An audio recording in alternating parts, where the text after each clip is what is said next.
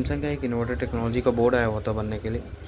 इसमें जो प्रॉब्लम आ रही थी वो रिमोट काम नहीं कर रहा था, जबकि आईआर इसका चेंज कर चुके थे हम लोग। सारी चीज़ें हमने ट्रेस किया तो ये सिग्नल हमारे पिन नंबर यहाँ पे जा भी रहते हैं एमसीयू के अंदर, फिर भी ये रिमोट काम नहीं कर रहा था। तो सब कुछ करके जब देख लिया गया तो उसके बाद हमने चेंज किया इस क्रिस्टल को, जो कि 10 मेगाहर्ट्ज़ का है।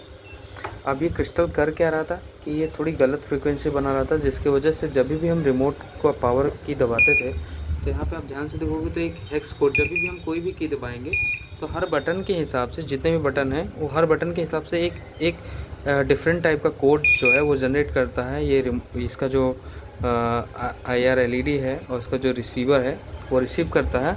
और आप देखोगे तो यहाँ पे हर बटन के लिए एक अलग सिग्नल को ये जनरेट करता है, ठीक है।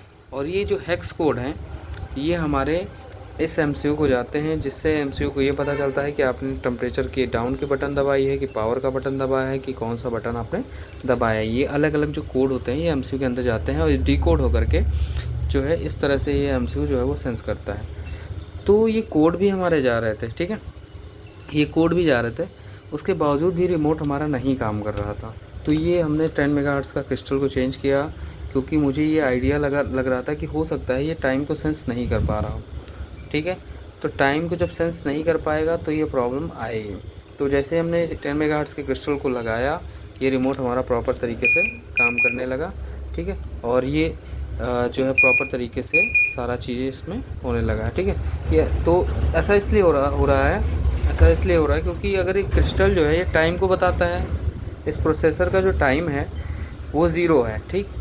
अगर ये इसका क्रिस्टल इसमें लगा, ठीक, तो इसमें 10 मेगाहर्ट्ज़ का क्रिस्टल लगा तो जैसे ही 10 मेगाहर्ट्ज़ का फ्रीक्वेंसी इसके अंदर जाता रहेगा तो ये 0 टाइम को सेंस करेगा, ठीक है।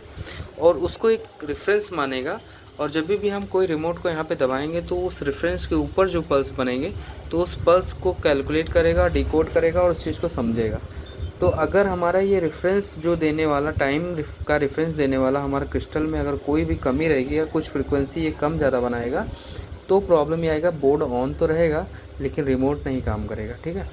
क्योंकि रिमोट तभी काम करता है जब उसको एक ज़ीरो लेवल का रेफरेंस मिलता है टाइम का, और उसी के रेफरेंस पे हमारा एक ग्राफ प्लाट होता है, जो भी हेक्स कोड हम इसमें प्रेस करते हैं और उस हेक्स कोड को ये मदरबोर्ड जो है वो सेंस करता है, उसको डिकोड करता है और अपने हिसाब से उस चीज़ को प्रोसेस करता है। तो इस तरह का हमारा जो पीसीबी था अभी ये ओके हो चुका है। Thank you so much.